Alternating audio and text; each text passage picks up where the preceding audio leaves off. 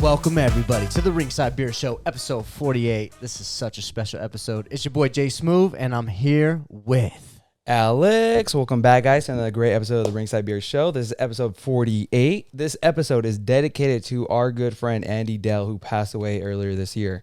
And we have a special guest with us today, who's also friends with Andy, James. I'm going to try my hardest to spell your last name. Urioste? Urioste. Yeah, I got it right, guys. Yeah. Welcome to the Ringside Beer Show. You are officially our first guest. Thank you. All right, first guest. Yeah. How was your weekend? My weekend was great. Yeah, my weekend was great. It was a little mellow. I actually got a little out of the sun. I'm a little dark right now. I'm doing a little work. I need to get to that level, man. Look at this. You need to get to that level. I need to get to that level. We got all the shades covered right here, man. Full spectrum right here. Yeah, but mine was good. Watched a lot of the fights, so I'm ready for you boys. I can't wait. Let's get right into it. Let's start off with some current events. Some of the current events that happened over the week. First off, we have the Nevada State Athletic Commission voted Wednesday to no longer discipline fighters for cannabis. The new policy begins Wednesday and is not retroactive to cases that have yet to be what does it say? Adjudicated. Thank you. Wow, these are such fascinating words to use to basically say that cannabis is now legal and moving forward, they're not going to punish. I'm very excited to see that. I'm a little bit disappointed on how late this is, but hey. Yeah. Well, better late than never, right? Yes, we'll take a better late than never. Absolutely. Sure. Yeah. All right, let's go. Moving on to the next current event. This one, a little behind the scenes for our viewers. James knows Oscar de la Hoya, or is good friends with them, or buddies? Good friends with Oscar and Joel, his older brother. Good friends. And I had the fortunate to have been at most of the fights from probably 97 on to the retirement. Wow. So I specifically got this current event because Oscar was on the Hot Boxing podcast with Mike Tyson. Yep. And he specifically said that he wants to do 2 exhibition fights, and then guess what? I want to do real fights, a 12-round fight with either Floyd Mayweather or Canelo Alvarez. And I got this current event specifically for you. So I'm supposed to comment on that. Yeah. Let's keep it real. Throw me the cheese, man. I want to hear some Oscar de la Hoya cheese over here. Go on.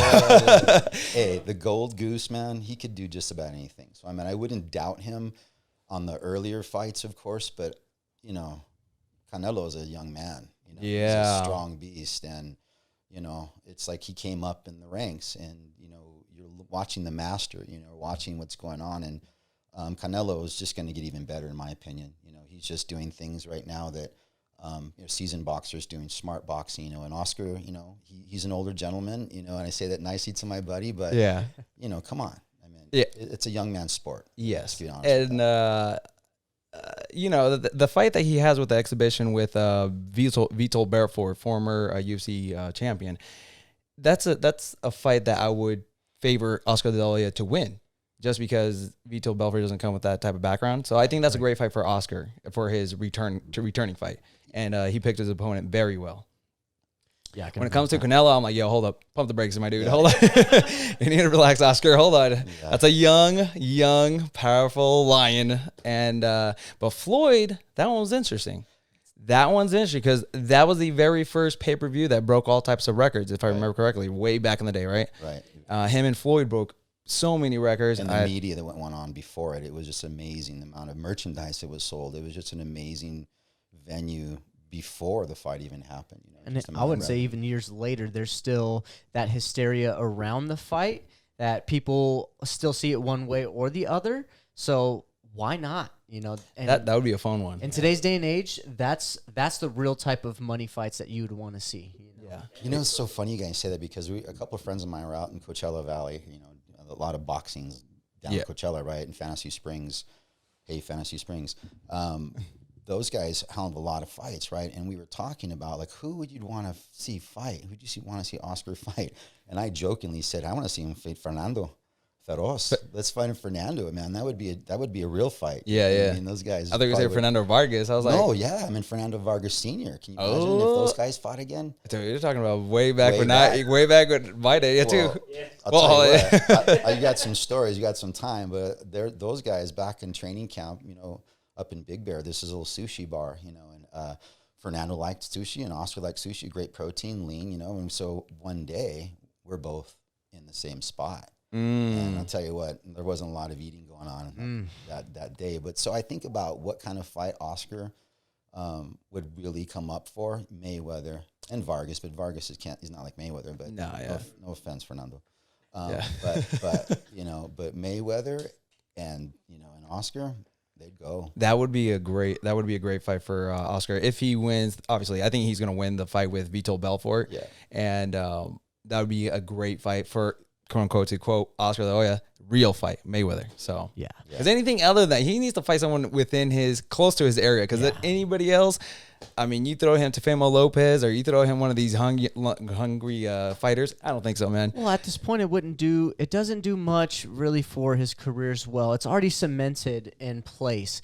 Now, exhibition fights, those are the ones that you can kind of have fun with, play with a little bit, tweak the rules a little bit as well. I mean, there's so many things that you can do, in order to kind of make it play in your favor. But when it comes down to these real fights, I know you can get in there and you can land some punches, but it's not going to put you at a it's only going to destroy these younger fighters that are trying to come up and build boxing. So, let these guys get their money and go beat up on Floyd Mayweather. Yeah, I would love to see that. I would pay to see that one. Not only that, if he's doing an exhibition, Jake Paul, he has so much hype behind his name. You know what? And Oscar. Well, that's the thing. The only way I bring that up because Oscar was on the Triller card with also Jake Paul. Yep. So they kind of have that network already kind of cemented there. And if Oscar wants to, I feel like that's an easy payday for him. Yeah, and that could be a tune-up fight. That could be one of the 2 tune-up fights that he's doing. Collect the dough. I feel like you have some dirt. What are you gonna say? Not dirt. I'm just thinking. Look, the guy is what Oscar. He's 47, I think. Yeah. Come on. I mean, that's a lot of rounds. What are they going to do, 5 rounds, 7 rounds? Are they going to do like the seniors rounds? What are they going to do? I think, I mean, Mike Tyson set the precedent. Yeah. Mike, that guy, talk about that guy. He's in a freaking nature as far as genetics are concerned, his, where he's at right now. But I saw a video of Oscar actually not too long ago, and he looked really good. He looked really fast, and audible, of course, as he punches that bag. And I thought, wow, that guy's pretty quick for 47 years of age. Yeah. Going back again, like you said, Jason, with regards to staying in your realm or staying, like you were saying too, Alex, you get some of these younger fighters, and I'm thinking about, like you said, Canelo is just one big lion. That's just one of the guys. And he's still trending upwards too. Yeah, he's getting stronger. So consistently. So you don't want those guys. But like you said, Jason, I really like the opportunity to go back at Mayweather because, learning from Coach Mayweather, Oscar learned defense, and we know that, right? And that's where that defense came from Roger bless his soul, and from Coach. That defense, roll the shoulder, that Philadelphia shoulder roll, right? Oscar was stronger than Floyd. He's still stronger than Floyd. Oh, yeah, absolutely. So I believe at that point, it's all right, Floyd. We can go. I'm pretty sure Floyd knows. I mean, he hasn't knocked anybody out in quite some time. That's the point. So Oscar gets in there, and he has that shoulder move, but Floyd's not as fast as he was. He's still fast, but I think Oscar could corner him a couple more times than he did the last fight. And he can hurt him with those body shots. Yeah. Floyd brings those arms down a little bit. That head becomes very vulnerable. Yeah. And we've seen him get flashed down before. Yeah. Not in a long time, but we have. Yeah, and he gets touched. Yeah. And Mayweather has just been doing a lot of exhibitions ever since he, quote unquote, retired. So really, and I kind of put Conor McGregor's fight also kind of like an exhibition. Yeah. Even though it was more entertaining than anything, it was more just. It was entertaining. I'll tell you what, and Hector knows, from a purist pugilist or a boxing standpoint, that was basically, a clinical, display what he did there. Just everything he did. He was a punching bag for him. So when you talk about, other MMA fighters going to go fight as an exhibition fight, that's truly what it is in my opinion. Now, I'm not doubting the MMA guys. You guys have black belts. They're fantastic. Yeah. But when you put a pure boxer in front of an MMA fighter, even a grappler, you're going to see the difference. Yeah. And so those become exhibition, in my opinion, if you're going to go against a pure boxer. So Yeah. I like to see boxers against boxers. Yeah, because it's technically two different sports, because one, you have to perfect the striking and boxing, right? And the other one, you have to be really well-rounded with leg kicks, checking, wrestling, jiu-jitsu, striking as well. I mean, there's in MMA, you have to use every limb as a weapon. So Absolutely, and that's what's fascinating from a boxer guy to watch MMA and have friends who are jiu-jitsu black belts. Kai Garcia, Rob Garcia, that trained Oscar for 8 years. Kai Garcia was a world men's open champion in 2000. I mean, so Hawaii, we knew about jiu-jitsu a long time ago. We've seen it. We've actually rolled with these Brazilian guys quite a bit on the beach and on the mats. Yeah. So it's a formidable, martial art. On all islands, we have Aikido, we have jiu-jitsu. We have Aikido, and we have a couple of Hapkido, a couple of different Japanese type of and Korean type of forms of martial art. And, I really see it from a standpoint of it. And I told Oscar this a long time ago when we looked about getting into this with Golden Boy Promotions. He said, it's not really a real sport, right? Sorry, Oscar, you did say that. Oh, I like it. It's coming on the Ringside Beer Show. Let's do it. But he understood that wasn't really boxing from a purist standpoint, Hector, right? Absolutely. From a purist standpoint, it wasn't fighting. And I got it. I got that. I got that. But what I told him was, and I still believe this, even though I'm a purist, is that this is a sport that everyone can get into. Yeah. Everyone identifies with it, either culturally, from a geographical area that you're from. Everyone gets it, and it just gets you that gladiator mentality that it's an arena, and no matter where it's at in the country and the world, everyone wants to see that. So from that standpoint, it's a Golden Boy Promotion missed that boat. Yeah. I'll ask you this, since you know Oscar, and we'll leave it at this one. Do you think he will ever go into MMA to fight a one-off fight? Or do you think he's just too much into boxing that he wouldn't really have a chance of winning an MMA fight? Oscar is a great boxer. Yeah. Oscar doesn't fight on the street. So that answers that. Yeah. What? He's got guys to fight on the street for him. And he had guys. You know what I mean? Yeah. So we were always protecting his hands. And I say Oscar, but Joel, Eric Gomez, Joe Garcia, I can name a bunch of the boys. It was always protecting his hands. Yeah. So if anything were to get out of control, or if there wasn't too much of a crowd, it was always the boys, Chicanile and all these guys. They would just basically come in, and take care of it. So Oscar didn't have to kind of do any kind of stuff like that. I feel like I'm that guy for Alex. This guy's hands generate a lot of revenue. Yeah. Yes, they do. So I don't mind being the hitman, the shooter, is what they call him. But me and you talked about one specific fight that we think would generate huge numbers with Oscar De La Hoya, and that's with Dana White. That's look at the James, reaction that you got. That's the fight to make. That's the fight to make. You have both promoters finally squashing whatever beef they had for many years. And Dana was a former amateur boxer who, if you look at him, he's probably still throwing hands here and there. I wouldn't say on a consistent basis, more howler head than anything. But I would definitely say that Dana White definitely stays active enough. He surrounds himself with all these fighters. He has to have some sort of routine or regimen. And not only that, he also has to kind of like...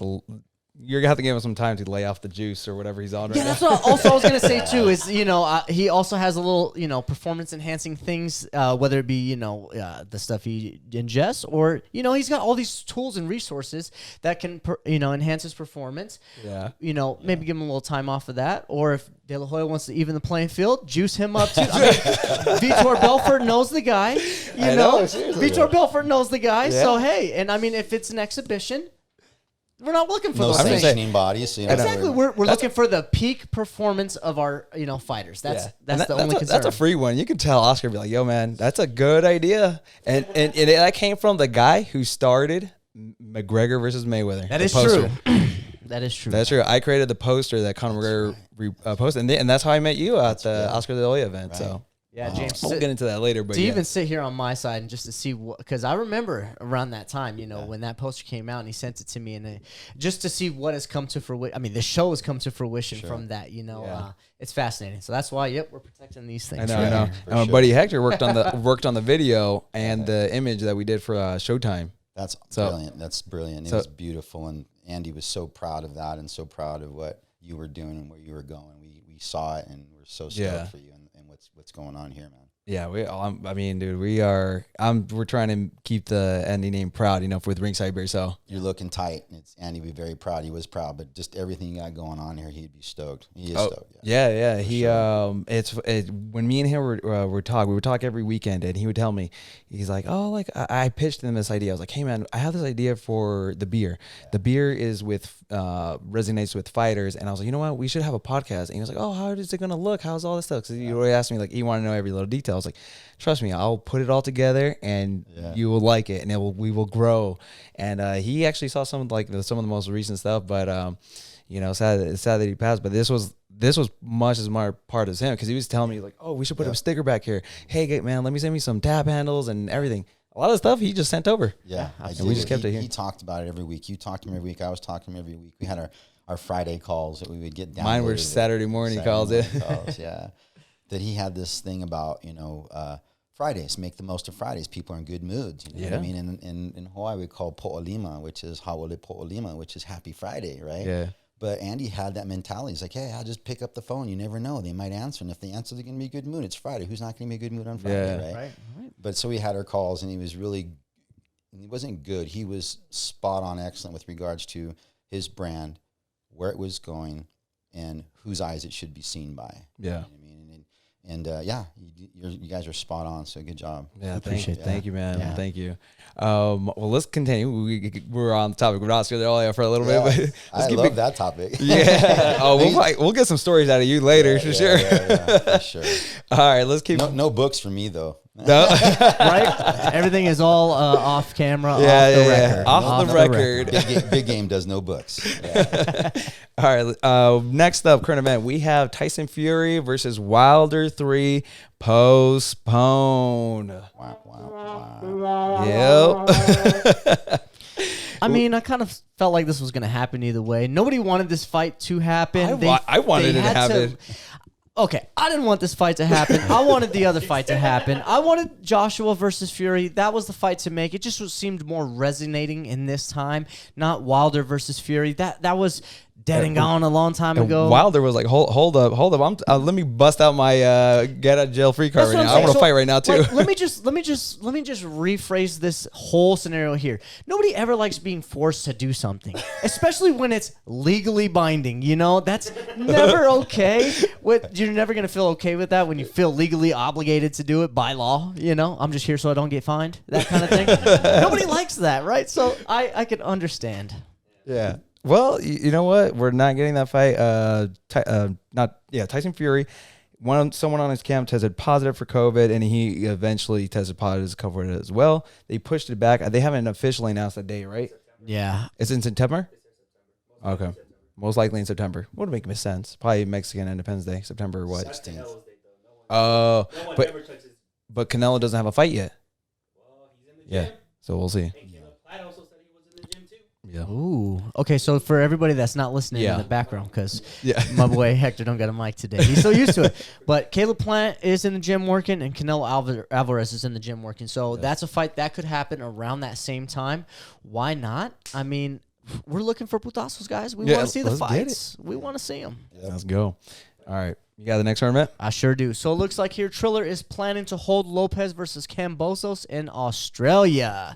Triller plans to stage the Teofimo Lopez-George Kambosos lightweight title fight on October 17th, 10/17. Shout out to Brick Squad at my birthday. Bank West Stadium. Hey, that's what's up. Oh, no. What a rookie move. Sorry, I got excited. Anybody says birthdays, I get excited. Bankwell West Stadium in Sydney, Australia. Ryan Kavanaugh tells ESPN. Yes.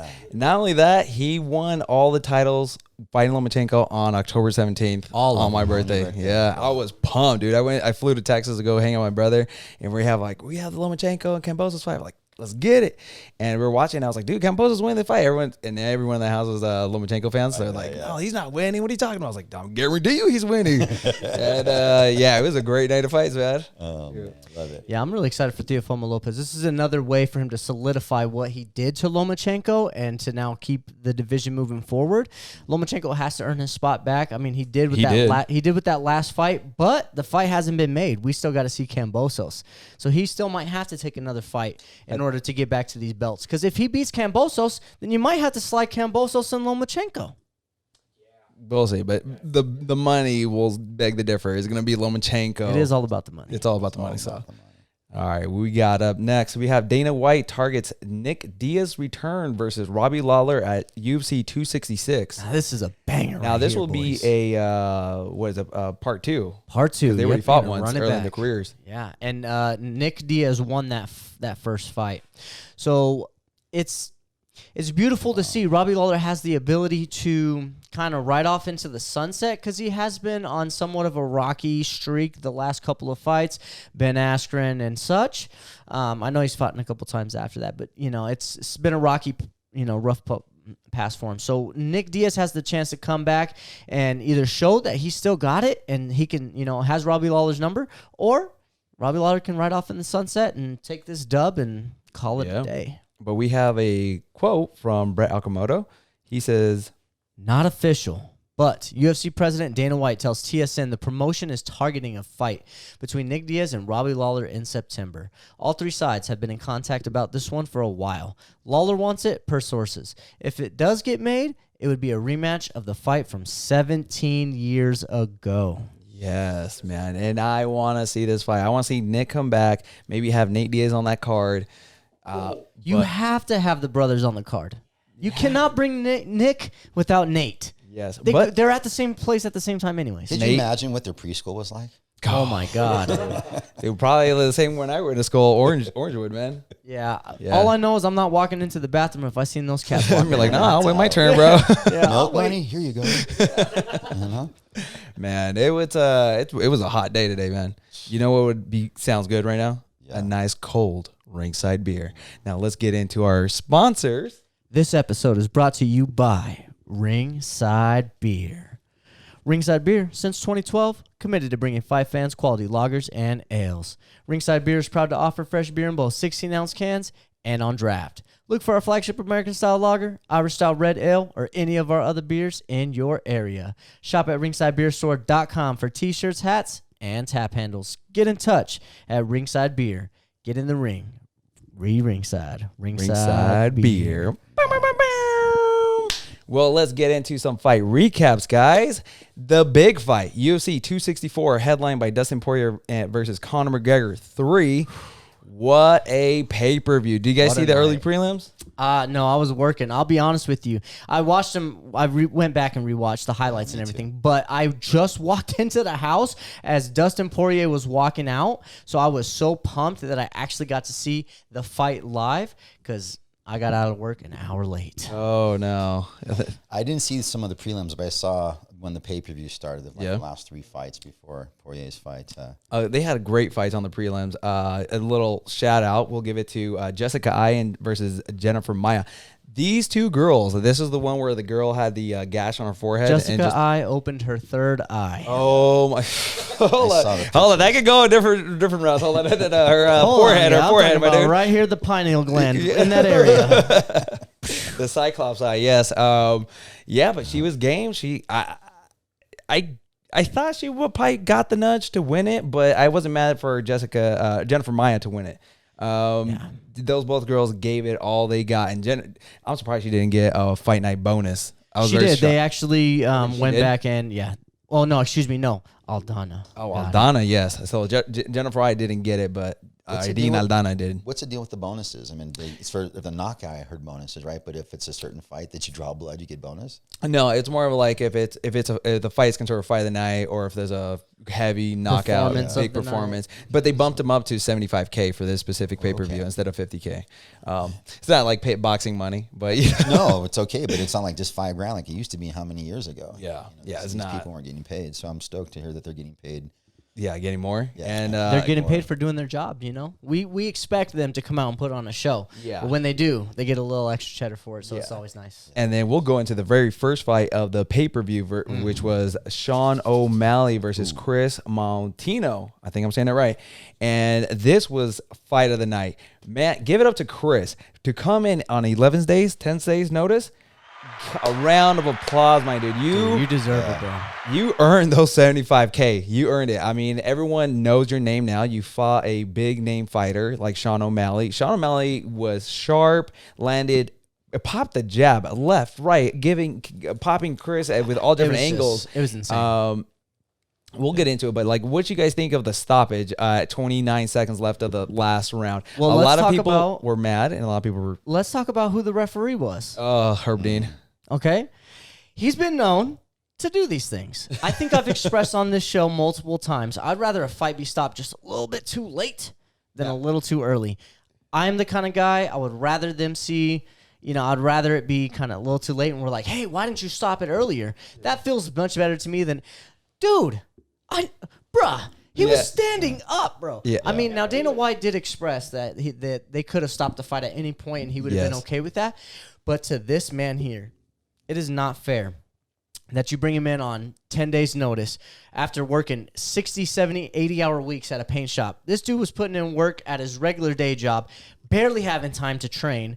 You're going to take him and put him in against a Sugar Sean O'Malley? You have to let it go the 3 rounds. If he does not get knocked out, you let him fight. Now, me and Hector were watching it live, and we had the reactions tapes going, but my initial reaction was, I was like, why'd you guys stop the fight? There was 29 seconds left. Now, there was something they say in boxing, and I remember this. It's better to save the fighter from himself so he can have to fight again later on. Yeah. And that's what I think was happening. We cannot deny Sean O'Malley was landing at will to his Chris Montino's head. And even though Chris Montino was, fighting against the stoppage, it was more like, hey, we're protecting you against you. Yes, you are a tough fighter, but you are absorbing way too many headshots in this fight. And after a minute or two of calming down, I was like, you know what? It's probably best that they stop the fight. And he already built his name. And everyone expected Sean O'Malley to win. It's kind of was already, Sean O'Malley had already 3 rounds banked. I mean, unless he landed the Hail Mary of a shot in the last 29 seconds, let's be real. It could have been done, bro. Look at the Korean Zombie and Yair Rodriguez. But what happened is he didn't get knocked out. He built his name. He built his brand. He did. Because all the eyes were on him. For the first pay-per-view, everyone was like, who's this guy? Who's this guy? Exactly. Right. I think I'm just coming from the other side of the spectrum. This is his UFC debut. Yeah. Once again on a 10-day notice. Like, he hasn't gotten knocked out. He was still firing back. Now, obviously, it was one-sided, 100%. But this man was, he's building a name like Nate Diaz does, taking these punches and still pushing forward like a zombie. We love that stuff, But now that he came out on top, a little extra cheddar in his pocket. Yeah. I think he gets matched up against somebody more closer to his style, a little more closer to build a brand on, and the UFC is going to try to give him that platform. Absolutely. And I think that's great. I mean, Dana White was talking highly about him in the press conference, and you know what? Well deserved, because no one knew who he was coming into this fight. And I think during our fight predictions, we were like, you know what? I'm excited to see what he has to bring to the table. We don't know anything really about him. He comes from Cage Fighters. No, Cage Fury. See, I don't even know. Fighting Championship. Cage Fury. And and it was just a great performance by him. He's a very tough guy like Nate Diaz, but we also have to save these fighters from themselves. Yeah. Because that was a lot of head trauma that he was receiving. So before we go on to this quote, I do just want to say our fight predictions last week got a lot of attention. Oh, yeah. And we are very thankful, and we love it. And as we continue to grow, we invite you to keep on watching. Now, I love how you just rolled over all the comments that we were getting. You'll be the nice guy. I will go after these. They said that we didn't do our research, and they said that I pronounced his name wrong. Obviously, a lot of people pronounced the guy's name wrong, and if they haven't watched the show, you kind of do that every now and then. I do that. Yeah, it's a common thing. It's not like it's a surprise. Last names. That's my kryptonite, guys. All right, so I tried my best, and his name was Drukas Duplessis. Duplessis. Oh, Duplessis. And so he even said, he's like, my boss has a hard time saying my name is Duplessis. I'm like, dude, if your boss has a hard time giving your name, spelling, saying your name, give us a break. Give us a break, man. All right. And as far as doing our research, I was on UFC.com looking up at his fight record. So if UFC.com doesn't put his information on there, there's only so much I can do, man. We were flying through the predictions here. In all honesty, like if they're not uploading it in a reasonable amount of time. Like, Yes. I apologize that we didn't go out of our way, but we depend on a source like the UFC and such to provide us accurate information. But with Especially that being on a said, UFC fighter. So with that being said, we are very grateful that you guys were watching because Thank you. we love the interaction. This engagement has been so entertaining for us, and the fact that you guys are watching, it just means a lot. So, and we appreciate that. yeah, once again, as we grow, we invite you to come back and watch and continue to criticize because constructive criticism, pressure makes diamonds, boy. Exactly. And we're And you about know to what shine like a diamond over here. But let's go into the quote that Sean O'Malley said post-fight. Chris Montino is a tough motherfucker. He took this fight on 11 days' notice when a lot of people in the UFC wouldn't even take it. Chris is a bad motherfucker. And that sums up that fight, man. That's great. That's fantastic, man. Yeah, I loved it. Now, let's go into the second fight. Now, the first one we called. The second one we also called, and we picked our girl, Irene Aldana. Yes, sir. Fighting out of Guadalajara. And, man, did we scream in this room. We were screaming, Viva Mexico, dale, dale. And then, I called it, dude. Irene Aldana's boxing was so crisp. She landed that beautiful left hook that dropped Yana. And that was the end, all she wrote. Irene Aldana mounted her and on top of Yana and just ground and pound. Game, set, match. This Loved is definitely the best version of Aldana up to date. And now is the perfect time to bring the best version because that division, you can trend upwards very quickly. I love the fact that she's para la raza. Yes. So continue to just keep trending upwards. And you know you got the Ringside beer in your corner. Yes. Right, and right. You saw this fight. So Yes, what did you think of it? Strong. I mean, it's really strong. I love the way that she was, her full-on boxing style in which she was watching the head, the movement. She was anticipating where her opponent was going. I forgot her name, but where she was going. So it was just great to see that. It's just a dance. You know? Yeah, it was, and she was dancing. And it was beautiful because at the end of the fight, Irene Aldana didn't even look like she had a scratch on her. Right. And that was just the head movement, the counter striking that she was doing to Yana. It was beautiful. Yeah. Oh, she got it from Canelo. So Hector's saying that Irene Aldana got the head movement from Canelo. Hector loves Canelo. I mean, you know, I wouldn't doubt it because at the end of the day, you got Alexa Grasso, Brandon Moreno, Aldana. They're down there in Mexico spending time. So, you know, Canelo runs those streets. Oh, yeah. At least at this at least at this time. Now, Irene Aldana, I feel like she might have maybe 1 or 2 more fights left before she fights the champ. I feel like it would be Shevchenko, right? Yes. And Shevchenko's a different champion, man. She literally ends girls' careers. Like, no, that's it. Right. Knocking you out viciously. She never really ever breaks a sweat, to be honest. No, she really doesn't. And but Irene Aldana, I think with her crisp striking, might give Shevchenko a competition, like a really, really strong competition. Yeah, I'm excited to see one more fight, and if she continues to look like that, why not? Shevchenko needs somebody. Let's get it going, man. Absolutely. The next fight, oh my gosh. So you had picked Tai Tuivasa, the shoe man. Yes. I had picked Greg Hardy. Now, when we were talking about the predictions on this one, both of them had I believe Tai Tuivasa had an 81% KO finish, and Greg Hardy had a 91% finish. I went with Greg Hardy, thinking, I was like, my prediction is he's probably going to blitz him and try to get that KO early in the first round. 100% guaranteed to end in the first round. Yes, we said that either one of these guys in your DraftKings is going to be a first round knockout for sure. And what I predicted, he brushed him after wobbling Tai Tuivasa. He did stun him. But it was kind of a rookie, in my opinion, move to sprint him, knowing that Tai Tuivasa could still knock you out on the way back. And it was more like you rocked him. You should have. I understood why he should have contained your emotions. I understood why he did it. Greg Hardy thought that he was going to get Tai Tuivasa to react. What actually happened is you got Greg Hardy making the rookie move, which was doing that, and then Tai Tuivasa not matching the rookie move, but he went with the mature move, which was step back a little bit. Recoil. And he made sure to, exactly. And he made sure to land that punch. So he even expressed in the post-fight press conference, the old him would have just bit down and just kept swinging. Yeah.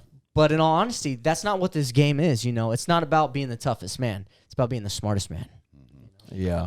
And what I feel like out of the whole night, Tai Tuivasa stole the show by his exit, man. His shoey by Chuck. I believe that's Steve-O's shoe that he was drinking out of. Steve-O's? Steve-O's, yeah. Oh, God. From Jackass. And he put the beer in there, chugged it, and then as he's walking out, he's doing shoeys with Just people. everywhere. Yeah. Well, Yeah. they didn't spit in the shoe, No. but they sure shot a bunch of hot sauce up in that thing. Yeah, they put Dustin Poirier's hot sauce in there, and he was like, give me another one. So on his way out, the last guy, I forgot what's it called when you walk out of the arena. Tunnel. The tunnel. There's a guy on top of the tunnel, and he's just pouring his beer. Tai Tuivasa's just like this. Give me it all the whole beer. I was like, Hey, that's free beer, This bro. guy- Those beers are pricey there, too. you know what's funny? This guy reminds me of Roy Nelson. Do you remember him? Country boy Roy Nelson. He Yes. was the heavyweight fighter with a big belly, and he always, after he wins, he rubs his belly like, "Oh yeah, I did this." His beer 30. This is gonna be his calling card. The shoey. This man is gonna be a superstar, man. Like, I am a bit disappointed in the schmo. In the schmo. Oh, the schmo. Because he asked a very redundant question. He asked a question to Dana White. Hey, you know, Tai Tuivasa is known for taking shoeys. Can we make it a tradition that he does it in the cage? And Dana's like, he already does it. yeah, that's already done. And so I was a bit disappointed in the schmo because the schmo is a goat to me. I love the way he just does everything. High class dude. I love it. So schmo, take a lope from us and just do the shoey yourself, bro. That's all you got to do. Yeah, they asked Dana White, "Would you ever do shoey?" He's like, "If it's the end of the world and we're all haven't had anything to drink, I would still not do the shoey." And you should ask him if he'd do a shoey with Howlerhead. Oh, bet you he would. He'd be like, "Yeah, that's my sponsor." Before we go on the He's next got to fight, answer that way. Yeah. Yeah, before the next fight, Ty, speaking of, when you talked about how he got hit, and what happened, and after with the shoe, that just happens in the bars in Australia. Yeah. I mean, and us Polynesians guys, and those guys are bigger guys than I am, but the Polynesian guys, they can take shots, and so, from the get-go, I was going with the Poly. I wasn't going to vote against go against them, Yeah. but that's the thing, and they're raised to fight. And Polynesians just do it for fun. So, and what my father told me, he goes, he never hit him in the head. No. He goes, there's nothing's going to happen. Yeah, you know what's fascinating is I had a great Samoan friend, and he told me that too. Cats from over there, you just don't, especially if they're drunk, you don't want to fight them. Just run. Yeah, you know just what? run. Yeah, well, here, I'm going to give you my wallet and I'll just cancel it online real quick. There you go, man. I'm good, man. Heck no, man. They're thick boys, dude. You can't. I'm like, and they run like cats, man. They're quick as cats, too. Yeah. So you ain't getting away. Just give it to them. Yeah, there's no way. But, dude, congratulations, Tai Tuivasa, on that incredible win. I felt like you stole the night. I feel like he was the fighter of the night. Well, I just give it to him. And he solidified your boy some cash. Oh, but anyway. A little salt on the wound there, but yeah, thank you. All right, let's get into the next fight, which was the co-main event: Gilbert Burns versus Stephen Wonderboy Thompson. Now, I had picked Stephen Wonderboy Thompson. He was the favorite for Vegas picks, and I thought he was gonna have Gilbert Burns on the end of his punches, as far as like throwing him on the end of his kicks, and Gilbert Burns. Ideal. But also, too, we also picked on our predictions. Like, why is Gilbert Burns the underdog? He should have been the favorite. Because we already knew, but Vegas likes to be optimistic sometimes. And when it comes to a name like Stephen Wonderboy Thompson, he's been at the top for so long, you expect him to be at the top of his game. Now, not saying that he wasn't, right? He landed some good shots. But he wasn't staying towards the outside and picking apart. It was more like he was getting chased. Yeah, he was up against the fence. Yeah. And Gilbert Burns, that's exactly how we called he was going to win. He was going to press him against the fence, wrestle him. The jiu-jitsu is going to take over, and that's that. I feel like that's why we got so much engagement, because we were just correct on a lot of things. I know. They love to point out, the fact that we didn't pronounce a name correctly. But they didn't, point out the fact that we was making some good fight predictions. What's your card like, right? Your card was solid. Exactly. Yeah, exactly. And I think pretty much we picked for every single one. We're like, you know what? He should have been the favorite, but I'll go with Vegas just for fun, for S and giggles over here. Exactly. And just to keep the fans entertained, that's why we made the bets. And but me and you had to pick Gilbert on that one. Yeah. Well, it's because we already know.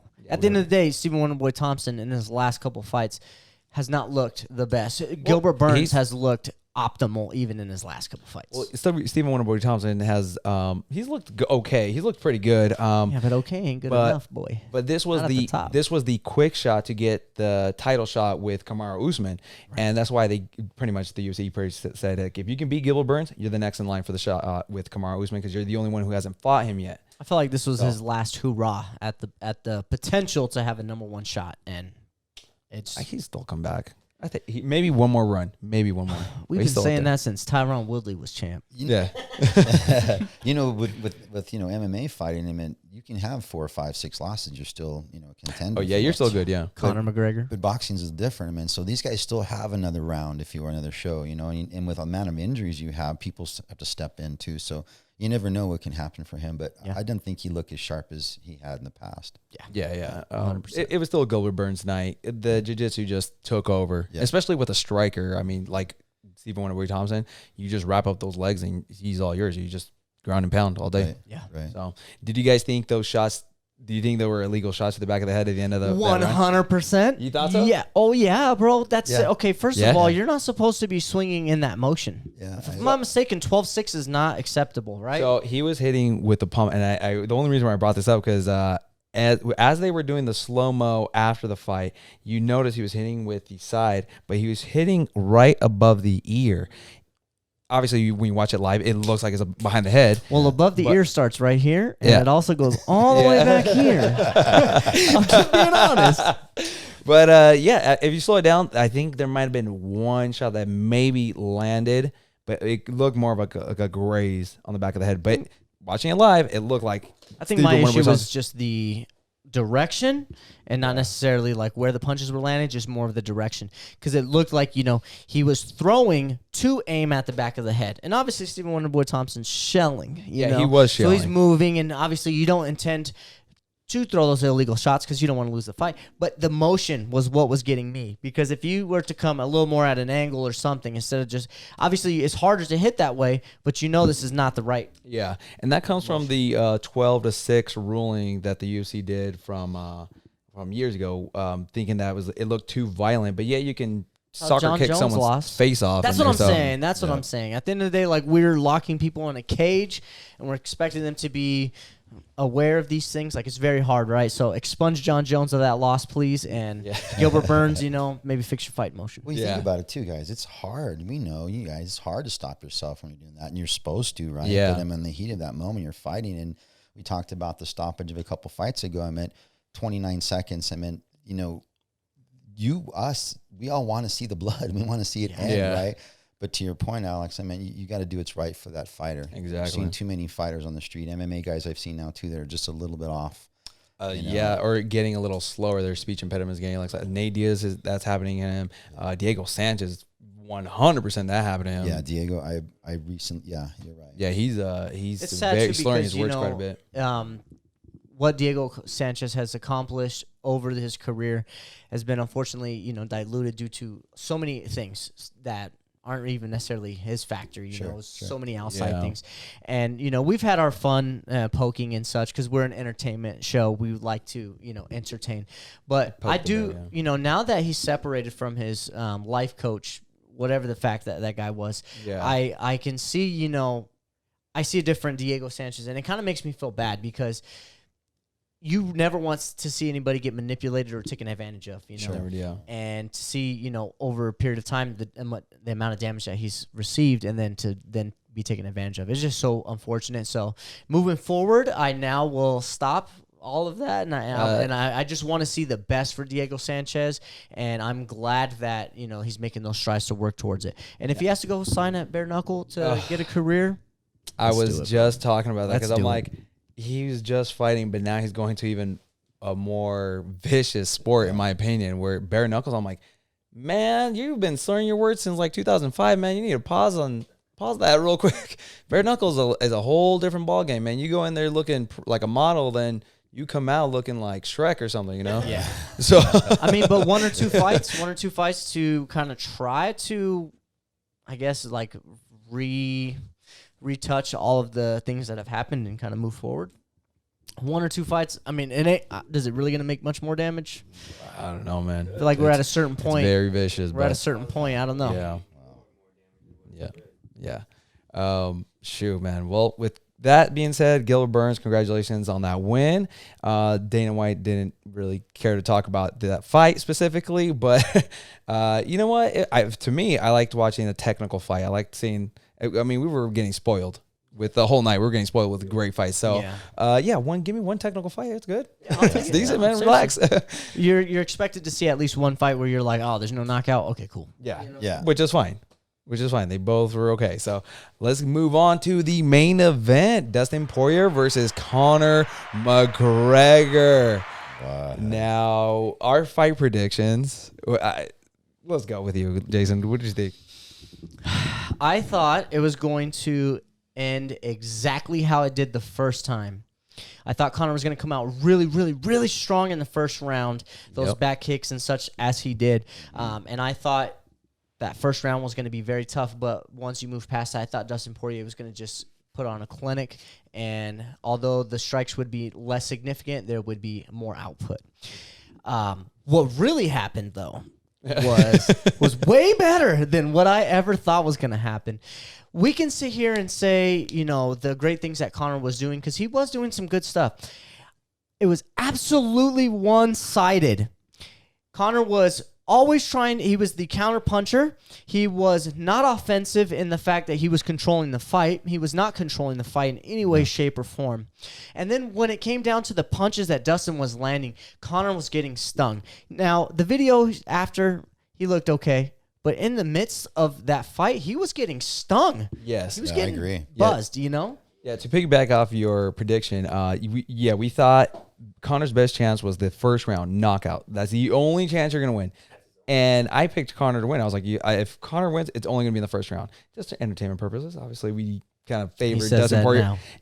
My boy got a Conor picture hanging right there. Hey, James, can you get that knife? Just got me with it. I don't know. Once again, for entertainment I know. Jeez, I've just been getting stabbed on this show left and right. But that was Conor's best chance going into that fight. It was like he needed to get that first round knockout. If not, that's why he started so fast. He started like the very first fight with the spinning kick. Right. And they were beautiful. They were very technical. They were thought out. It was definitely part of the game plan. But we knew that was going to happen. And if Dustin could survive just those first initial strikes, I mean, it was kind of like, that's all you got. Dustin survived and said, you know what? You talking about my wife? You talk about my family? I'm going to put you on your back and I'm going to start whooping. And he landed at will. Ground and pound was vicious, especially the elbows. Conor tried it from the bottom. Conor tried to land those elbows to the side of the head of Dustin Poirier. A couple did. But it was Dustin said, cool story, bro. Let me return those and popped Conor's ear. And, through that fight, right there at that time, I was literally giving commentary. I was like, oh, Conor's throwing nasty. And then I went to, you want to throw elbows? Okay. Here goes Dustin, just coming. But obviously coming from the top is going to be way more efficient than coming from the bottom. Conor can, cut some wounds open and slice, but ain't nothing like a vicious 12-6 ground and pound that Dustin was doing. Yeah. And once again, referring back to the video that Conor put out, the ground and pound, there was nothing. Once again, brother, you was on the ground, You were not able to get out of that position. You were being controlled. You were being detained. Right. And you were also receiving a lot of damage. Blows, Two judges gave Dustin Poirier a 10-8 round, which I agreed with. I mean, Dustin Poirier I didn't. Because 10-8 rounds to me have to be much more one-sided and dominant. Although I do say it was a one-sided dominant performance, not to the point that I would give it a 10-8. A 10-8 should be much more valued. And in MMA, you mean? Yeah, in MMA, yes, absolutely. And I felt that was just it was kind of just like, all right, well, let's just pour some more salt in Conor's wound, Because even though I sound like a Conor hater, I love the guy. And I felt like it wasn't that close to be a 10-8. It was definitely a 10-9. I went for Conor, and I thought it was a 10-8. I thought he got his ass kicked. Yeah. Sorry, I guess I'm just trying to be like, don't give out 10-8 so easily, but because Conor was striking, but it was one-sided for sure. Yeah. No, Hector, please. Go ahead. Dustin's strikes were way more crisp. Yeah, that's what Hector's saying. Yeah. So for our viewers, go ahead and say what. So Hector was saying at the beginning of the round, it was more efficient for Conor. Or for Dustin? For Poirier. Okay, yeah, it was much more efficient. I can agree with that. I think, once again, it just reverts back to, yes, Conor has the significant strikes, right? And those are so valued in MMA. But it's hard to determine what's really valued because we don't know what these judges value. It's always so different back and forth. To me, output is what's more valuable. Look at Max Holloway and what he did to Calvin Kattar. We remember that fight. That is a GOAT fight. Hawaii. Exactly. Yeah, dude. The best is The blessed, best is baby. blessed It right is there. what it is. That's one of my favorite fighters of all time. Talking about the dude just gets me so happy, man, because he's just such a good dude. Good dad too. Plays Call of dad Duty. is- the dad Goes is to from- Disneyland. I feel like he's like made for our show, man. He's like, come but over here, bro. That if we ever have Max Holloway on the show, we will. We made it, bro. The way the things Ringside Beer is planning some things, we'll be getting there. Absolutely. And Absolutely. I feel like, I mean, we did this we started this up when the pandemic started, and imagine things are still shut down. It's going to be a year. Wait in the next year, what's going to happen with the show? I'm like, just wait for it, guys. Absolutely. I can't wait. I feel like we're the Migos. We during a pandemic, we made an album. Yeah. Because the Migos just dropped an album and they made it during the pandemic, and it's like one of their best things that they've done. This is what we did during our pandemic. We made sure to be productive. Yeah, exactly. Yeah. Start a new business and everything. That's classic. How do you guys feel about the comments that he got? Okay, so the Good fight transition. ends. Thank you for that. Thank you. So Dustin Poirier, he's walking away. Conor McGregor landed on his foot wrong, broke his tibia right above his ankle, and Do you think that was from a check, or do you think that was from a previous injury, No, or do you think so- it was both? So no, it wasn't even either because I forgot who posted it. It was on Joe Rogan's social media saying that someone slowed it down. Some medical professional slowed the video down. It was Conor's own kick to Dustin Poirier's stomach. The kick that went like this. You can actually see the second one. At the end of the first round. Yeah. Conor McGregor threw a kick like this to Dustin Poirier's stomach. As he was doing that, something on the tibia bone, you can see the skin shifting. Protrude. Yes, it literally did something like this, like slightly maneuver, as he was moving back, he landed on the leg right, but then as he was correcting his movement, he moved a little forward, and that's when it snapped. So it was already broken when it hit the contact of the stomach, Dustin Poirier's stomach. At the end of the day, though, that Yeah. just solidifies. I mean, when you punch another man and your bone breaks, that man is the winner. Yeah. That man is the winner. Unfortunately. I'll tell you what you were saying. Hector said it too. I mean, the crispness, Dustin's, just how quick he was, and he was faster than McGregor. He was stronger than McGregor. Yeah. And he was more calculated than McGregor. So that was just a deadly combination. He was going to lose. He was going to get knocked out, in my opinion. What I saw striking, and the head movement Poirier had was just amazing. I'm dancing here. He had the rhythm. He had the gait with McGregor. Yes, he had it. Yes. So- So then obviously the fight stops from Right, doctor stoppage, okay. and they announce the winner. Dustin is walking towards Conor McGregor, and do you see him do the billionaire walk towards Conor McGregor? Like, hey, I just broke your leg. What's up? I was like, woo. And then we go into a Hector saying, what did we think of what Conor said post fight? And my opinion, I'll just say it. I am a Conor fan, but I thought that was very unnecessary to go after his wife. You can go after the fighter. That's kind of like what people do. Right. Like, you're this or whatever. Yeah. Fighters are used to that. When you go after family, that's a different story.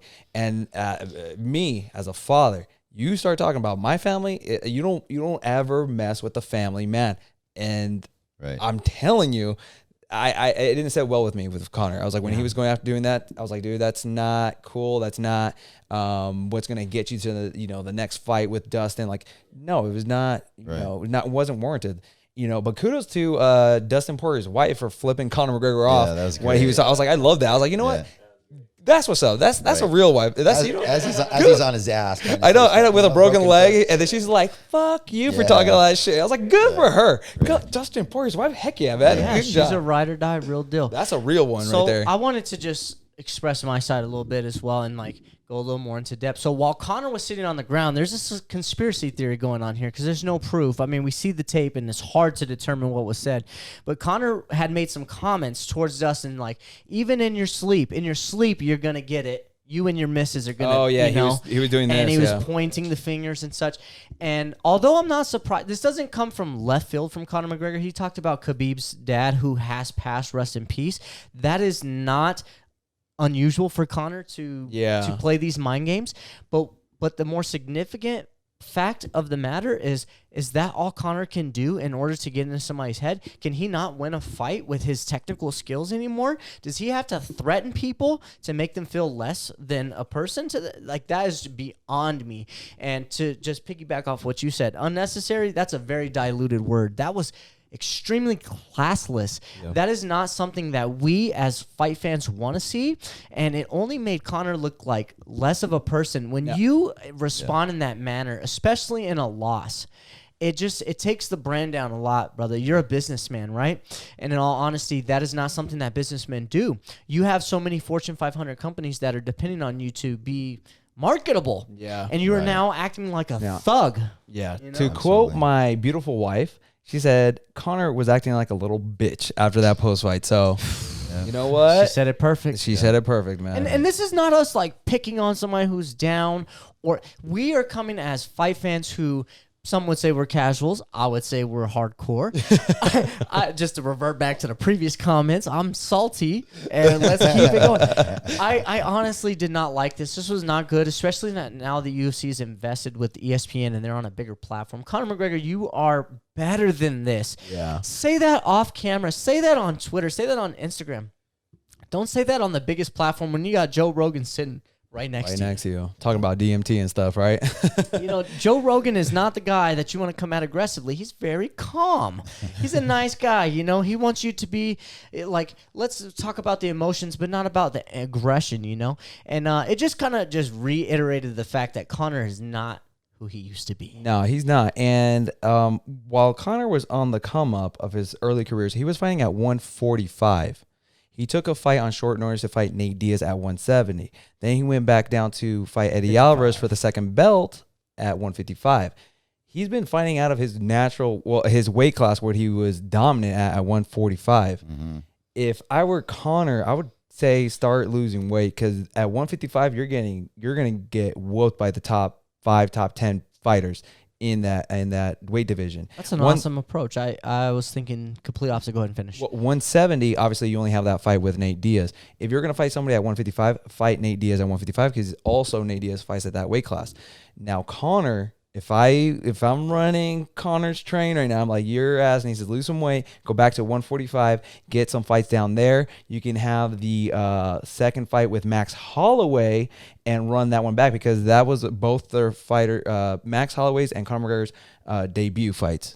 I don't like that. I'm just throwing it out there. I respect that. Bro. No, I respect that. But this is the thing. Max Holloway should be fighting for the belt, and he should not be fighting for anything other than that. I agree with that, but Max Holloway hasn't had a big payday yet, and I think Max Holloway has deserved that payday. And do I believe Max Holloway can put another L on Conor? Yes, oh my God, yes, absolutely. Yeah. So why not give Max the Blessed a big paycheck? I can understand that. You know what I'm saying? I'm just like, give this man a title. Just quit playing with this man.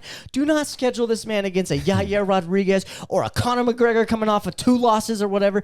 I don't want that fight. I want Max Holloway wrapped in gold. Well, Alexander Volkanovski, he's fighting Brian Ortega, who's going to fight for the belt. Now, give it up to Brian Ortega. Quick little shout out for locking down that little dime piece you got right there. That Cortez girl. He made it official. I seen that from years back. He made it official. It brewing. It's official. Now, do you know who Brian Ortega is? T-City. Yeah, T-City. Yeah, I know. Dude, and so there was a meme going around with the UFC guys that were like, hey, someone needs to stop this man. He is locking down Halle Berry. He's getting all these dime pieces from the UFC. And he finally, someone was able to lock him down. And you can't even say it's the hair, bro. Because the hair's gone. No, it's coming back. I bet you, I will put my life saving. That hair is coming back, my dude. So 100%, bro. 100%. He's not hurting in that department. Oh no, he's not, man, dude. He's a lady killer, dude. Before he even was as successful as he is, he's just got a good heart, and these ladies are gonna take advantage of him. But he's got a good heart, and he comes from good people. And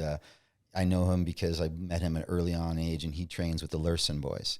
Oh yeah. You know, and those are guys from Hawaii that train a lot of the guys in Hawaii. And he's with a good crew, and he's a good guy. But I tell you what, he's never had a problem with the females. No, especially, man, I was like, dude, he hopped on the scene and started rocking the coats, the jerseys, and everything, and he had the slick back hair, and I was like, dude, he's stealing all the girls up in the UFC, man. He's just hey, at the end of the day, you can make as much money as you want. You're limited on how much money you can make until you go in and fight. But the things you do outside the octagon, that promotes the brand, boy. Hey, T-City, you want to start an OnlyFans real quick, my dude? Hey, bro, at the end of the day, bro, it's all about the cheddar. Just a little business advice, right there. So Alex is trying to go from graphic designer to manager. I know, right? I'm going to be managing some people over here, dude. Oh, but shoot.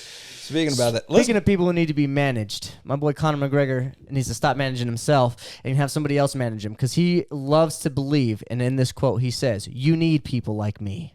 Now, what are you going to say, Hector? So I think they talked about it in the post-fight interviews. So Hector was saying that he thinks they're talking about it in the post-fight, that Conor should not be around yes men. He should be yes. Yeah, I agree with that. Yeah. That I believe was said from Daniel Cormier, if I'm not mistaken. But that is the biggest. That's the biggest fact that has ever been said. When you are surrounded around yes men, you are not going to be brought to your absolute potential. I just recently saw an interview about John Kavanaugh speaking, Conor McGregor. And he was saying that he wasn't disappointed on how the first round looked. He was actually really happy. And that was a red flag to me. You should never be happy unless the opponent is knocked out, right? Because there's always some work that could be done, some adjustments that could be made, or, some advice that can be given. John Kavanaugh is one of the best, he's solidified his name in the sport. Yeah. But let's be real here. That was a yes man statement, and that is not okay. Conor was not good in the first round. We all expressed here, this was a one-sided event. I didn't think it was a 10-8. My boys here did. Yeah. How are you happy with that? How are you happy with any of that outcome? That was just just bold. Conor's coach, I mean, I think they're also invested into him, though. You think? Oh, so Conor. Sorry, I was gonna say Conor. Hector is saying that Conor McGregor needs to get a whole new team. The question was, do we think that they should that Conor should get a whole new team? Yeah, I do. I think he should go train somewhere else where he's not the focal point, where he's not the main event, where he's not the biggest, baddest guy in the building. But the name's there, but I'm talking about real fighters know who the biggest, baddest man in the gym is. You know what I mean? Yeah. At the end of the day, they know, because it's not about what you do in the octagon. It's about the work you're putting in behind the scenes. There's guys in there that are putting in work, man, that are to add to that, there's a section of that I watched the press conference where they were saying that that Conor, if he's going in there, it surrounds himself with yes men, right? That could be one thing, but also it could be Conor just telling people like, all right, I'm gonna come in, work out for X amount of hours, and I'm gonna dip out. It could be just him, man. He's paid. He that one fight with Floyd Mayweather, you can retire off of that. You're done. Well, not to mention within what he's done in M&A, he just sold his company, right? He made a lot of money. Oh, Proper 12, that, yeah. Right, so he made a lot of I money. dropped the dime on that one. I told these boys that was happening. Yeah. And I'll say, to your point, I was flashing back to 98, 2000, you guys were so young, but thinking about De La Hoya when he was really getting, successful, right, in the ring and outside the ring. Yeah. And all the distractions, things that pull you away from what you're doing, it becomes real, and somewhat these guys are they are individuals, but somewhat they're control freaks, right? Yeah. They control everything around them. So your point, Jason, is that, in Hector, are you going to get someone who's going to say no to you and not care if he gets fired? Yeah. Conor will respect that. He came from the streets. He'll respect that someone saying no to him, because I don't give a fuck if you're going to fire me or not. Yeah. Excuse me. No. It's open. So, We're grown. We're grown. So in that sense, yeah, I think that he does need some people around him. What we found and with Oscar was that he needs to know everything that's going on, but he didn't need to be involved with everything going on. Yeah. So you need to trust the people around you. You have to have a good core of support people, and you have to trust them. Yeah. Because at the end of the day, you need to perform in that ring, that octagon. Those guys that are your yes men or the people around you supporting you, they're not going to be in there with you. Yeah. So you need to do what you can do to be the best when you get in there. Yeah. And that's to you kind of have to be a bit of a a control freak or attention to detail person to get to be at the profession that you're at. It takes that obsession. Yes. But in all honesty, like you said, that reigned a lot with me, is that you can be aware of what's going on. You don't need to be involved with what's going on. Yeah. Because these things are going to help you.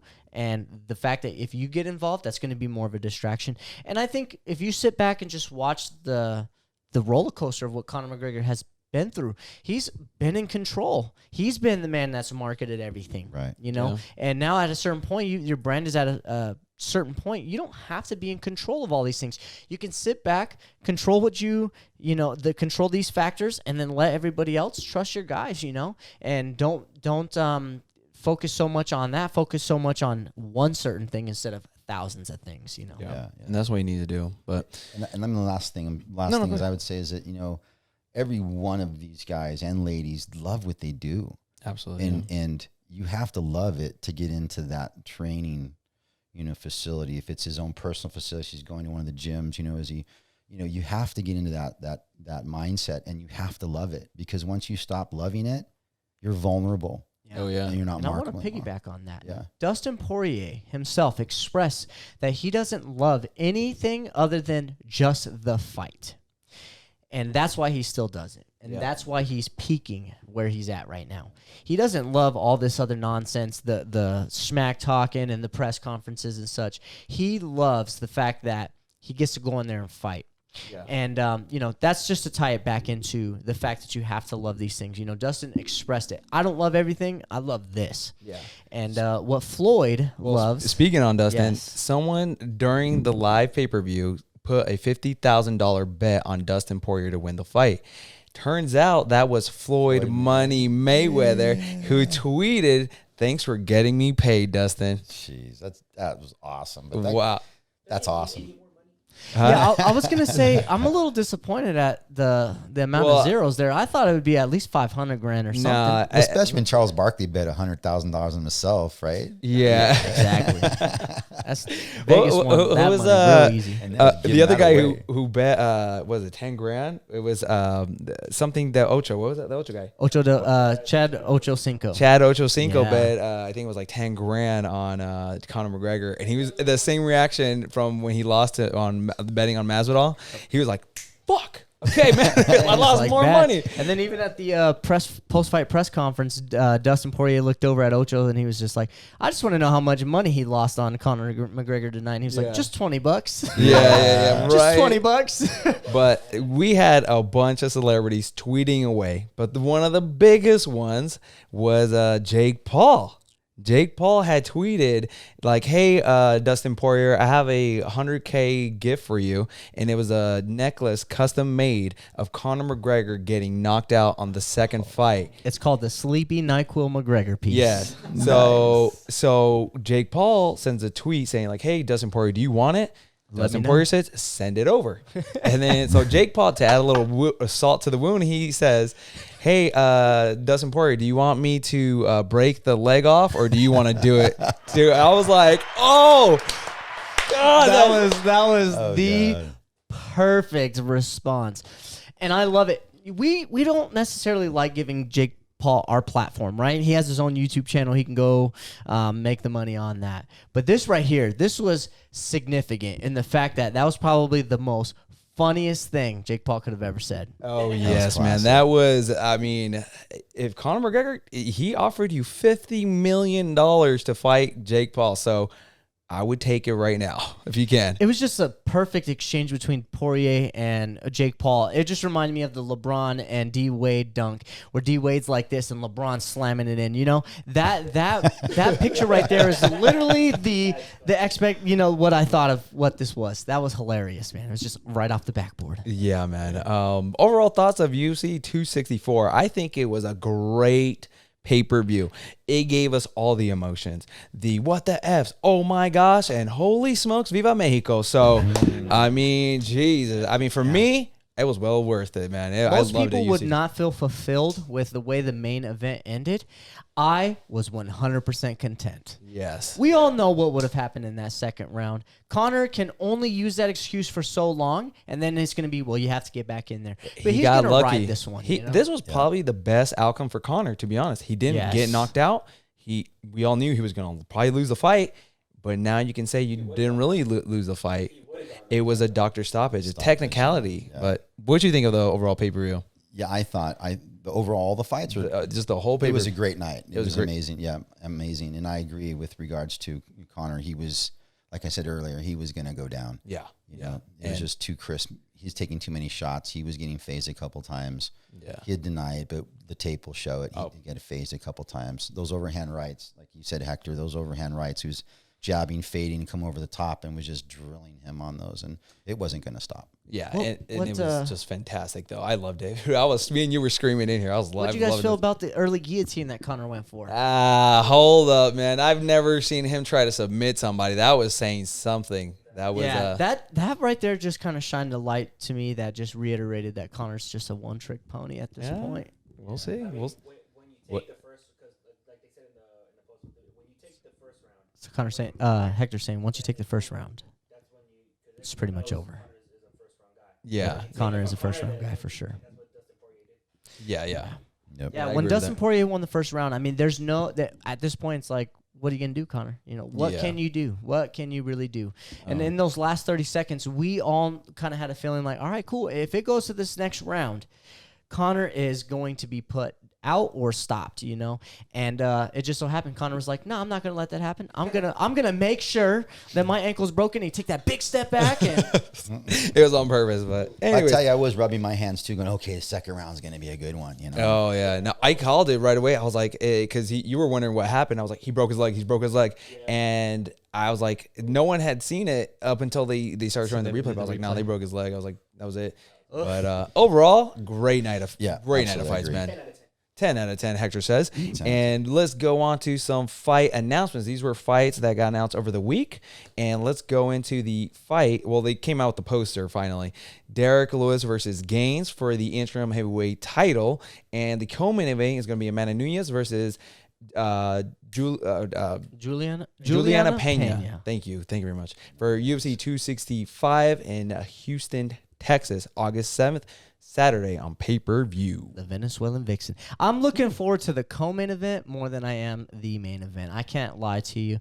I feel at the end of the day, you know, Amanda Nunes has no real competition, but the Venezuelan Vixen has the best shot. I think so too. She has been she was the lowest seed on the Ultimate Fighter show. She was the last pick. She beat everybody. She's always been the underdog. And I'm curious to see, and she was the only one who called out the champion. The only fighter in the whole UFC roster to say, I want that chick. I want to fight her. No one else wants it. Okay, cool. I've never heard anybody call out Amanda Nunes. I've never heard her. So you know what? She is an underdog, but she has always been an underdog in all her fights. So, and she does win most of them. So let's see what she can do. It might be an upset. Yeah, I smell. Hector says, "Do we smell an upset?" It might be an upset. Might be something in this hot room. Me too. I don't know. But the main event will be an interim championship heavyweight belt versus Derek Lewis, and we're going for Derek Lewis because he's from Texas. They kind of catered this fight for him. Yeah, my boy is a fan favorite. And if he wins in Texas, he's going to be a megastar, and everyone's balls are hot. All right, guys. Pants are dropping around there. Yeah. All right, next up, we have Marina Rodriguez versus Mackenzie Dern. Now, this fight is a classic striker versus Brazilian Jiu-Jitsu for an MMA fight. What do you say? I would say Muay Thai kickboxer versus a Jiu-Jitsu artist. Yeah, striker versus grappler. Exactly. Early predictions, I would say Marina Rodriguez gets it done. Her striking, oh man, I don't know, man. I've seen her striking; it is brutal. No, I can respect that. No. I think I'm just more committed to the Mackenzie Dern train. I think the fact that she bounced back after having her child and the way she looked way better, and she actually looks more, I would say, more in shape. It just feels like she's just more toned, more strong after having her child. I like the way she was trending. I'm on the train. I'm on the train too. And this is for this is going to be a UFC fight night, October 9th. Yes, sir. We could run that for free. Yes. Next fight is Khamzat Chimaev on his welcome back fight from COVID versus Li Jinglang. UFC 267, October 30th. Now, this fight, Khamzat is a bad motherfucker, dude. Yeah. He was fighting back to back every weekend during the shutdown of the pandemic. I think he handled, 4 fights? Yeah. And he just consistently, every three weekend. and was scheduled for 4, something like that. Yeah, something like that. So 3 fights consecutively just fighting. He's like, no, I want to fight again next weekend. Dana White, set it up. I'm ready. He's it. He's I'm on Fight Island. Send me up a fight. Right.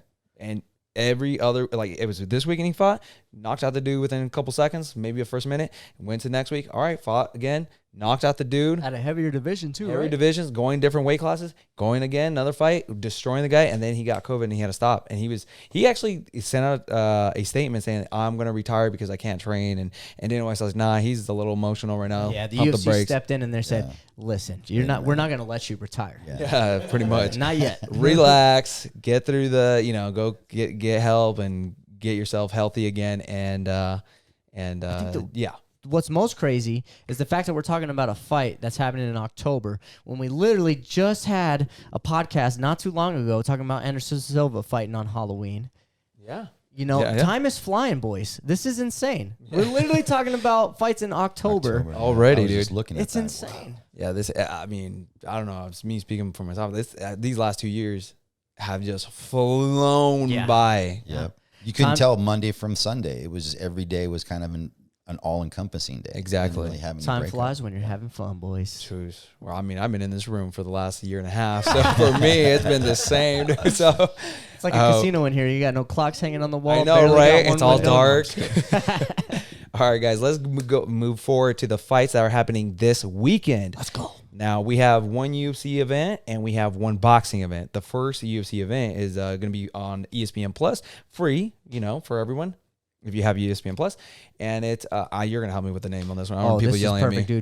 dude. This is Khabib's prodigy, Islam Makhachev, versus Thiago Moises, if I'm not mistaken, right? Yep. Thiago Moises? Yep. Yes. And this fight right here is going to be a banger, boys. Like, literally, you should tune into this fight. Make sure you don't miss it. Makhachev, I'm picking man. him within the first 2 rounds.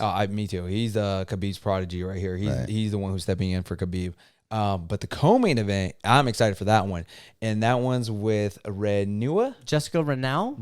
Thank Versus you. Misha Tate. Misha Tate. This is Misha Tate's Comeback. returning fight, her comeback fight. So crazy that that's a fight night. Dude, I'm going to be watching it. But Misha Tate, have you seen her recent photos? I haven't. I haven't. Oh my gosh, she looks way better in shape than what she was when she was actually in the UFC. Really? She looks like she's ready to come back and What's get it with ready the to go fight for- babies? Yeah. With the babies, right? She had a kid, yeah? Yeah, Yeah, had a she good did. one. So, And she was talking about how she went to one champion and she noticed that the girls that are currently champion are all the girls that she was still fighting when she was on the come up, like in her era. She's like, you know what, I can go be Amanda Nunes, or I want to go fight for that title. I want to go another run, and she looks very, very much in shape to get the belt that's again. exciting. So good. Check that fight out this weekend. Next up, we have a fight on Premier Boxing Championship. Is Jarmel Charlo versus, I can't read that, dude. Brian Castano I don't know. on Showtime at 9 p.m., 6 p.m. Pacific time. That one's going to be a cool little banger, too. Yeah. The Charlo brothers are legit, and Oh, this is another stepping stone to get to the Canelo fights or the big-name fights. So I'm excited to see what they can do, both of them, but mostly Jamal, because I believe he's a little higher in the ranking, if I'm not mistaken. Yeah, so this is cool. This is a good fight to see, and it's kind of nice to see where they're at. Because you never know where somebody's at, especially in this day and age with the pandemic and the lack of resources and, the lack of wanting to do, there's people that are sitting around and not putting forth their best effort. So it's exciting to see where they're at. And what do you think of this fight, James? I don't know enough about this, but I like the Charlo boys. I like those guys. They're hard workers, but I'm curious where Castano's from. Hector, we're going to put you to work. Yeah, where's Brian Castano from? Yeah, thank you. Yeah, no And worries. as we're talking about it, but Jarmel Charlo was, if I'm not mistaken, he was the only fighter or the only fighters that were calling out Canelo. This is one of the brothers, right? Right, one of the brothers. Right, that's what I heard. But Him and that other Careful guy. what that you was wish in, for. Him and that other guy. What's that? He's fighting out of Argentina, Argentina, okay. yeah. Che. Now, yeah, a lot of people are calling that. Everyone wants payday, right? I do want to just shine a little light though on what James said. Is that he said he doesn't know enough. That's probably something that an approach I need to take, because we did get called out by some casual Ringside Beer viewers. Because I'll call them that. They want to call us casuals. We'll call them casuals.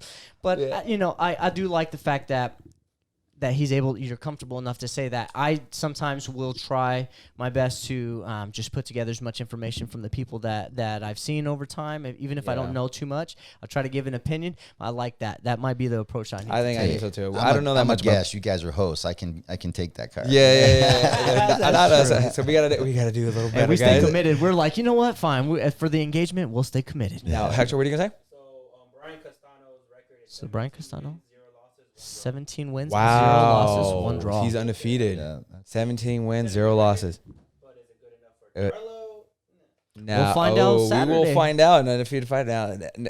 All right. I don't want to. Because Charles Path is already. Now, yes, Charles Path has already kind of said. But in boxing, what do they call it when they give you fights to have wins on your record?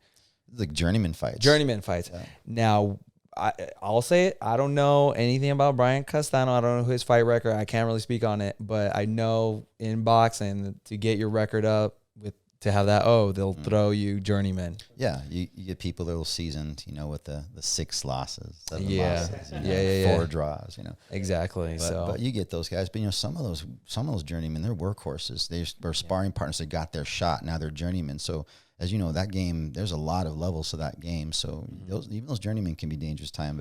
But you're right. I would say probably half his fights are probably matched, made well. Exactly. You can make a career off being a journeyman. Look at George Masvidal. Oh no, man!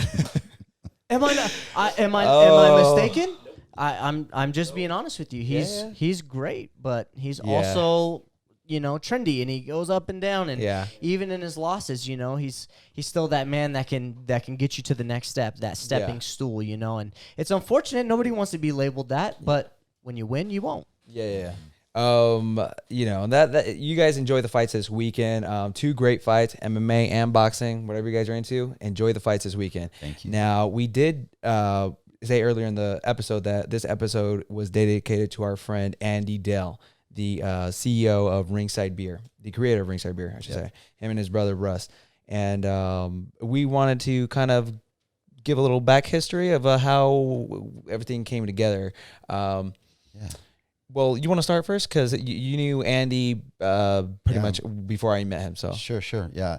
I was fortunate to meet Andy in Newport Beach at our offices in 2014. Okay. Yeah, 2014. I was introduced to him. He was introducing a fight beer to the market. Mm-hmm. And being with De La Hoya and understanding, the marketing and the products that they were, he's endorsing and the amount of money that was in beer and boxing, I thought I was very intrigued. And so when I met Andy, just the wealth of knowledge he had within the, beer, wine, spirits, and everything, distribution, manufacturing. I mean, the guy just knew it all. Yeah, him and his him brother. and Russ. Yeah, Russ came from working at Sky Vodka. Yeah, he was one of the first 5 people there at Sky Vodka. Yep. Did a great job there. And then they started Pearl Vodka too.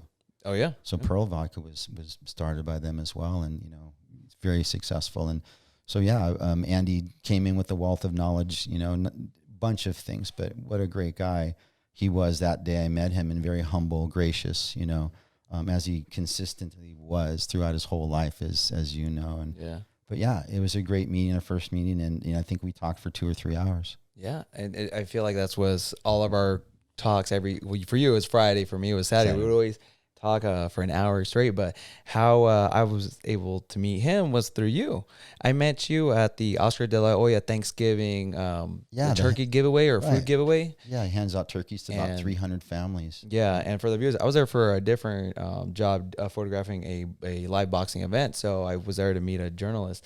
And you told me, like, hey, I know some guys that are looking for a graphic designer. I was like, oh, cool, here, give them my information. And the rest is history. Me, Andy, we had a business lunch, and he showed me pretty much of all the stuff they were doing with Ringside Beer. Like, hey, we want to start the fight beer, And I was like, oh, these are cool. These are some nice paintings.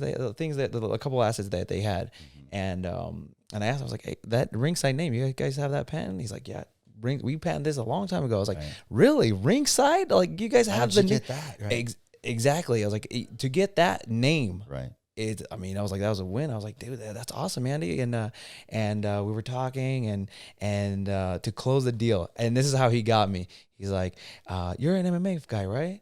And he showed me the boxing tab handles. Yeah. He showed me the boxing. I was like, oh, this is really cool, man. This is really cool. And he knew I was an MMA guy. And because I was, at that time, I was doing posters for the UFC. UFC, right. Yeah. And then he showed me one of the earlier MMA tab handles, and I was like, "Dude, sold. Sign me up. I'm in. I'm in with the Ringside beer." And there it is. That was the one. That was one of the originals. The one he showed me was a blue one, but he gave me one of the red ones. Right. And ever since then, we just had a really great working relationship. We would meet up every weekend. We would talk, and he would give me ideas. He'd be like, "Hey, you know what? I trust you. I'll give you full creative freedom." And since then, I was like, you know what? I love working with Russ and Andy. Yeah. And to give an artist full creative freedom, like, you do what you do. We trust you. Like, you got to give the people that you hire, creative freedom. And I just love that. And he was there for me when I needed someone the most. My best friends right here were with me, but my son developed a brain tumor 7 months. Yeah. And Andy would call me just to say, hi, how you doing? Do you need anything? How are you doing? Yep. And I'm so grateful. Like, I to have someone that just constantly calls you just to say how you guys are doing. I greatly appreciate Andy for doing that. And my son was able, to get a full recovery. They were able to remove the tumor, and God bless. Mm-hmm. And then that's when Andy told me what was going on with him. He didn't tell from what I hear, he didn't really tell a lot of people, obviously his family, but with me and him, we didn't even talk business. Some days I would just call me, man, and he would always call me on Saturday. Sometimes we didn't even talk about nothing, no Ringside beer. And he was a great guy, and I'm just glad. I was glad I was able to return that. I guess I want to say favor, but I'm glad he was there for me, and I'm glad I was there for him during those hard times. Because when you go through something so tough like that, it's some people always say, like, yeah, I'm here for you, but when you know somebody that has actually walked those footsteps, and you can talk to somebody, and we would just share medical information, or like not medical information, but like, hey, my they gave this to my son, experiences, and maybe it'll work for you, and exactly. And sometimes you just need someone who's actually been there, that you just talk about it. And Russ would call me. This was when I first started talking. I was like, "Hey, my brother, needs something." I was like, "Well, me and Andy already talk. Like, I talk to Andy all the time. We don't even talk business. He's already a friend at this point. We started as a business relationship, but we just became friends just because we were on that different level where it's like, because of what he was going through, and he wouldn't deal with anybody that wasn't that level. And everyone around Andy was at that level. I mean, that quickly you got to that level. Yeah. And but he was at that level with everyone with regards to the respect, the love, and admiration he had for people, and then the people he loved on. Yeah. You were special to him. I know that. Yeah, and I appreciate his friendship more than anything, man. He just to bring me on and just pretty much trust me with his brand and with everything. I greatly appreciate it, and I hope I'm making Andy proud by doing all this stuff and carrying his name. What what I want planned for his business, I want it to continue. I mean, we have his shirt right here, Andy, custom made and provided by Russ. But it's, I mean, man, it hit home knowing that he's such a great guy, dude. You don't wish that on anybody, but it was just, I mean, I don't even know. So I just want to explain a little bit of my side and the experiences that I've gotten to have with Andy, because they were very few, but significant. So the podcast idea had came to fruition, and Alex brought it to Andy's attention. Hey, I have an idea. This may help promote the brand, but it also may help promote myself and the things that I would like to do as well. And me and Alex have been real good buds for a really long time. I mean, we met through our fiancés and his wife, and even through rocky times. I mean, this guy called me and was like, "Hey, I'm your friend. Don't ever forget that." Just because we met, I'm your friend. You know, and so I held him to it. I'm like, "All right, buddy. Being my friend's a little tough. You gotta go do some things." But nevertheless, this guy has included me into this whole idea, and so I gotten the chance to talk to Andy a couple times, and I remember the first phone call so well. It was awesome. I'm a young man. I've not had any professional success in regards to like things that I would like to accomplish, but I have goals and aspirations. And to sit down with be on the phone with Andy and Alex and talk about goals and ideas, and just to have that positive interaction with him was amazing. But the one thing that stood out to me, like you said, everybody that worked with him was on that level of love. Like the way he approached me was, I love what you do about this. He put me on a platform, he literally put me on a pedestal and was like, I have so many things that I want to, do for you and do with you. Yeah. And let's do this journey. And to me, I was just on board even prior to that. But when I got to speak with them, you really get to feel a lot of things when you talk with somebody. And when you're going into a position of representation, this to me was important. I express Alex all the time. Yeah.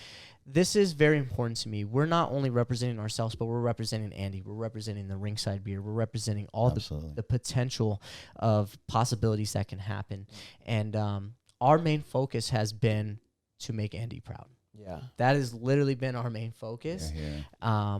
And it's a continuous work. We're continuously working towards that. We want to continue to better everything in hopes of, making Andy and Russ and everybody around proud. Yeah.